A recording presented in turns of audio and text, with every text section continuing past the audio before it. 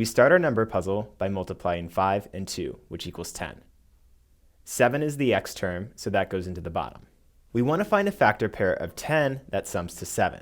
That must be 2 and 5. We can rewrite the 7x as positive 2x and positive 5x.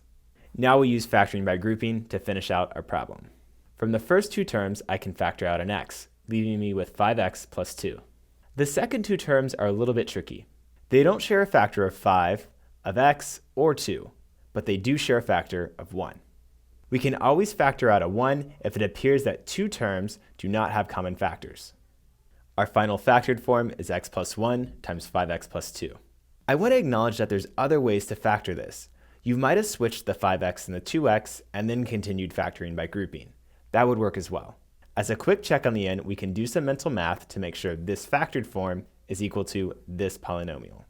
X times 5x is 5x squared, 1 times 5x is 5x, and x times 2 is 2x.